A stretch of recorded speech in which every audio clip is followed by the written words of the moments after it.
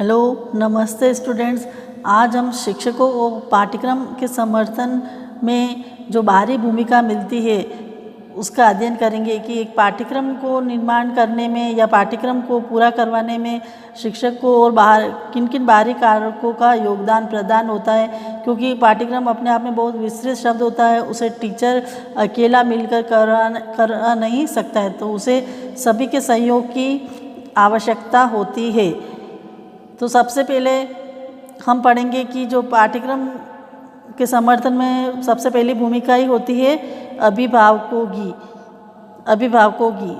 तो अभिभावक अपने जो बच्चे को विद्यालय में भेजते हैं तो वो उनके कार्यों का अवलोकन करते हैं कि टीचर उनको क्या गृह कार्य दे रहा है, तो वो उस गृह कार्य को पूरा करवाते हैं, उसकी याद करवाते हैं, उसको लिखवाते हैं और उसकी जो व्यवहार में परिवर्तन को भी देखते हैं कि मेरा बालक विद्यालय जा रहा है तो उसके व्यवहार में क्या परिवर्तन आया है।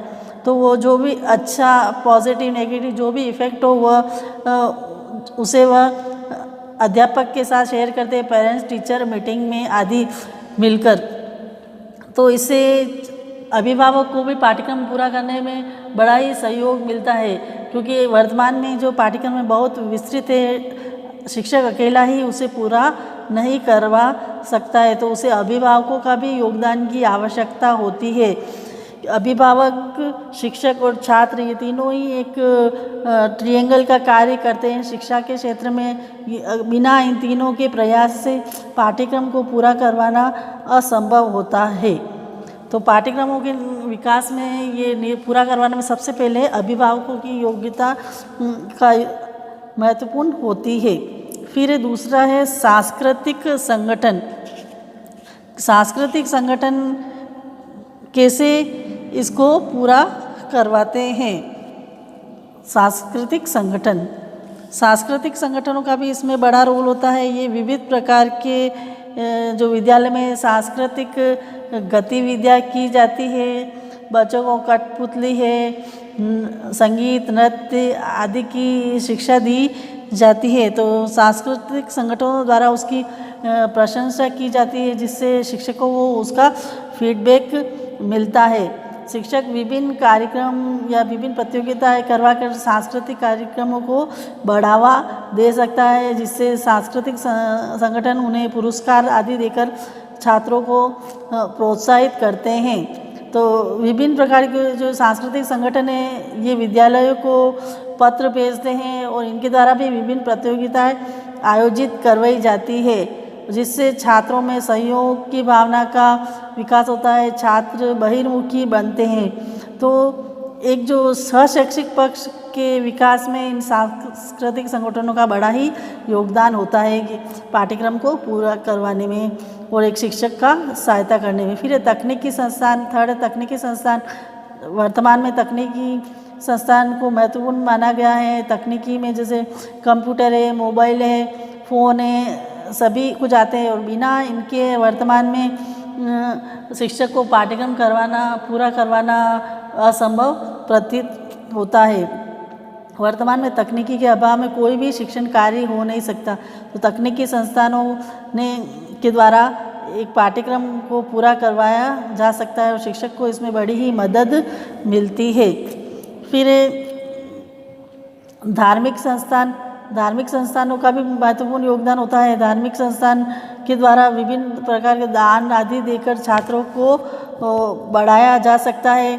जैसे धार्मिक संस्थान में हम देखते हैं कि जैसे ईसाई मिशनरी होती है, ये बच्चों के योगदान में, बच्चों के शिक्षा के क्षेत्र में बहुत ही ज़्यादा कार्य करते हैं। जैसे मदर टेरेसा हुई है, हम तो ये जो धर्म के लोग हैं ये भी शिक्षा के क्षेत्र को बढ़ावा देने में महत्वपूर्ण भूमिकाएं निभाते हैं। जैसे मदर्स को भी हम मान सकते हैं, गुरु द्वारा इनको भी हम मान सकते हैं, क्योंकि ये धार्मिक संस्थान भी शिक्षा को बढ़ावा देने के लिए इनका बहुत ही बड़ा योगदान है। फिर प्रशासनिक संगठन, पांचवा प्रशासनिक संगठन भी एक शिक्षक को महत्वपूर्ण भूमिका निभाते हैं। वो समय समय पर उनके लिए गाइडलाइन प्रस्तुत करते हैं कि कैसे आप शिक्षण कार्य करवाओगे, कैसे आप छात्रों को इन्वॉल्व करोगे, उनके लिए अलग से एक ट्रेनिंग प्रोग्राम आयोजित किए जाते हैं। हम देखते हैं गर्मियों की छुट्टियों में शिक्षकों के लिए अलग से कोई ट्रेनिंग प्रोग्राम, सेमिनार वगैरह कुछ आयोजित किए जाते हैं। उसमें शिक्षकों को और अलग से प्रशिक्षण दिया जाता है, जिससे शिक्षक अपना कार्य अच्छा करवा सकते हैं। फिर राजनीतिक संगठन भी एक शिक्षक को एक अच्छा फीडबैक देते हैं। ये समय समय पर शिक्षकों को सम्मानित करते हैं, जिससे उनमें प्रोत्साहन मिलता है और इसे देखकर उनके शिक्षक साथियों को भी प्रोत्साहन मिलता है कि उन्हें भी आगे इस तरह से कार्य करना चाहिए। और हम गाँवों वगैरह में देखते हैं कि जिला पंचायत, जिला समिति होती है, तो इनके बिना भी शिक्षण कार्य नहीं किया जा सकता। इनको भी हमें मीटिंग वगैरह में सम्मिलित करना होता है, इनकी राय लेनी होती है।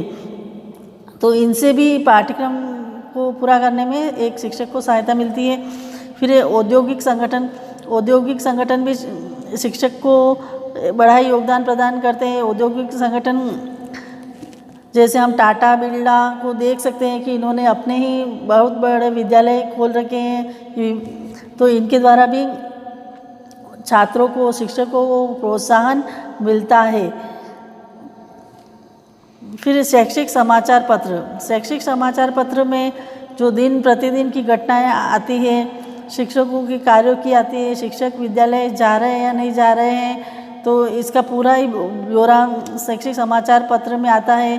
पाठ्यक्रम कैसा होना चाहिए, पाठ्यक्रम का मूल्यांकन, परीक्षा संबंधी सभी कुछ बातें शैक्षिक समाचार पत्र में होती है। शैक्षिक समाचार पत्र में छात्रों के सैद्धांतिक पक्ष और व्यवहारिक पक्ष दोनों के बारे में जानकारी दी जाती है। तो शैक्षिक समाचार पत्र जैसे नई शिक्षा नीति है, शिविरा है, ये सभी शैक्षिक समाचार पत्र है जो साल भर जो विद्यालय में कार्यक्रम होने उनकी गतिविधि को ये बताते हैं। तो इससे भी शिक्षक को अपने पाठ्यक्रम को पूरा करवाने में मदद मिलती है। शिविरा पत्रिका में पूरे ही वर्ष भर का जो टाइम टेबल होता है कि कब बच्चों का विद्यालय खोलेंगे, कब परीक्षा आयोजित होगी, कैसे आप उनका मूल्यांकन लोगे, कब आप परिणाम घोषित करोगे, कब आप उनके लिए सांस्कृतिक कार्यक्रमों का आयोजन करोगे, कौन सी आप जयंतियाँ मनाओगे विद्यालय में। तो शिविरा पत्रिका द्वारा एक शिक्षक को बड़ा ही अपने पाठ्यक्रम को पूरा करवाने में बड़ा ही योगदान मिलता है। फिर ये पुरस्कार प्रदान करने वाली संस्थाएं, बहुत सी ऐसी संस्थाएं होती हैं जो छात्रों को, शिक्षकों को समय समय में सम्मानित करती रहती है। उन्हें पद्म विभूषण, पद्मश्री, भारत रत्न आदि पुरस्कार देती रहती है। हम देखते हैं कि 15 अगस्त, 26 जनवरी को भी शिक्षकों को सम्मानित किया जाता है। तो इस प्रकार का जब शिक्षक को सम्मान मिलता है तो वह अपने कार्य को करने के लिए आगे और प्रेरित होता है और प्रयास करता है। तो पुरस्कार का मोटिवेशन में बड़ा ही रोल होता है। फिर शोध संस्थानों की भूमिका अत्यंत महत्वपूर्ण होती है। ये शोध संस्थान छात्रों को विभिन्न प्रकार की छात्रवृत्तियाँ प्रदान करते हैं, जिससे शिक्षक को भी अनुसंधान कार्य में बड़ा ही योगदान मिलता है। ये लघु शोध, दीर्घ शोध सभी करवाकर एक शिक्षण को एक नया आयाम प्रदान करते हैं। तो हम ये कह सकते हैं कि जो पाठ्यक्रम पूरा करवाया जाता है उसमें एक अकेले शिक्षक का ही रोल नहीं होता है, बल्कि समाज के ये विभिन्न अभिकरण मिलकर पाठ्यक्रम को पूरा करने में योगदान देते हैं। धन्यवाद।